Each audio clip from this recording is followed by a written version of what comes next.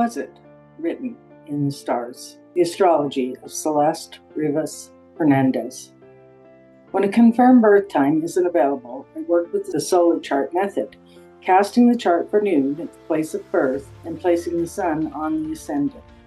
This allows me to analyze placements by sign, house, while acknowledging that the moon's exact position may vary to 6 degrees on either side of the noon placement.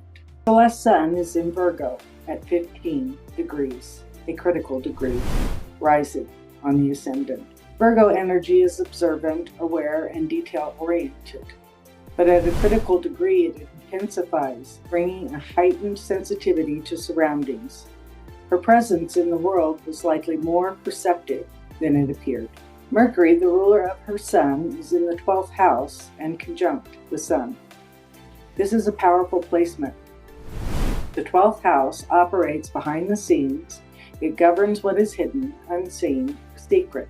So here, the mind is working in a private space, processing, observing, but not always expressing. The sun is semi-square to Venus and Mars in Libra, introducing subtle but persistent tension between identity, self-worth, and relationships. Mercury also forms a semi-square to Mars, adding tension between thought and action. But then we see a deeper layer. Pluto in Capricorn in the 4th house trines Mercury. This creates a direct link between the mind, hidden processes, and deep underlying forces connected to the home. Pluto in the 4th house of home and family is not subtle energy. Pluto represents power, control, obsession, transformation, trauma, secrets, deep psychological forces. So when Pluto is in the 4th house, the chart suggests that the private or domestic environment carries significant emotional intensity beneath the surface. Celeste's 7th house cusp is in Pisces, the house of other people, and in forensic astrology, associated with the perpetrator. Pisces is ruled by Neptune, which is placed in Aquarius in the 6th house of daily routines and everyday interactions. Aquarius is traditionally connected to Uranus, and Uranus is positioned at 29 degrees Pisces, an anaretic degree in the 7th house. This creates a significant pattern. Neptune, ruling the 7th house, is in mutual reception with Uranus in Pisces, forming a strong energetic link between the ruler of the perpetrator and the 6th house of daily affairs. This indicates that the individual symbolized by the 7th house environment may have been connected to her everyday life, routines, or regular environment in some way. But the pattern becomes even stronger when we look at Jupiter, the co-ruler of Pisces. Jupiter is at 0 degrees Aries, another critical degree in the 7th house, conjunct Uranus at 29 degrees Pisces. This combination suggests expansion and sudden disruption within the house associated with other people. The repeating critical and anaretic degree activations suggest heightened intensity surrounding the relationship dynamics shown in the chart. Neptune introduces themes of blurred boundaries, unclear perceptions, and situations that may not appear as they truly are, while Jupiter expands interactions with others, and Uranus brings unexpected actions. This suggests that encounters with others involve confusion, sudden shifts, and unpredictability.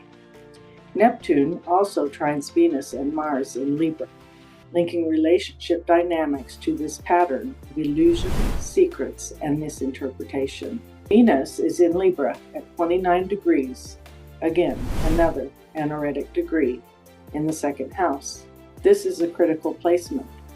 Venus represents values, self-worth, and connection. In Libra, it seeks harmony and balance, but at 29 degrees, Venus is in conjunct Uranus at 29 degrees in the 7th house of the perpetrator. The anaretic degree signals urgency, critical events, and the closing of a cycle, marking major conclusions in the sense that something can no longer wait.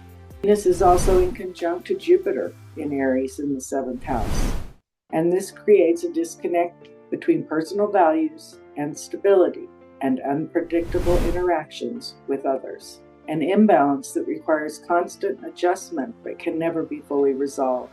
Mars is also in Libra in the second house, conjunct Venus. Mars in Libra doesn't act directly, it weighs options, considers others, but when under stress, decisions can become complicated. Mars forms a semi-square to Mercury, again linking action with internal conflict. So we see a pattern. Thought, emotion, and action are not fully aligned. Then we come to Saturn. Saturn is in Libra at 4 degrees in the first house.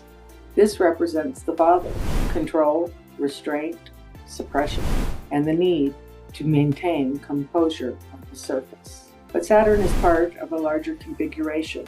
It is in opposition to Jupiter in the 7th house, creating tension between oneself and others. That opposition becomes part of a T-square with Pluto in the 4th house. Pluto is the apex, and this is where the pressure builds. Pluto represents power, control, manipulation, and transformation. And in the 4th house, this ties directly to the home, the private environment, and what happens behind closed doors. This is not passive energy.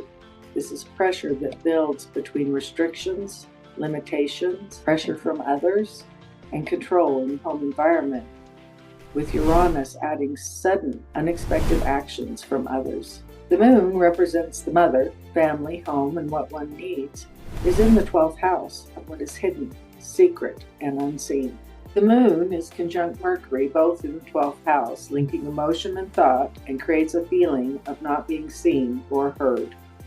This is emotional depth that is not expressed outwardly and runs beneath the surface. When we step back and look at the full chart, we see patterns of hidden processes, relationship complexity, pressure, control, and manipulation, and a child that just needed to be heard, seen, and valued.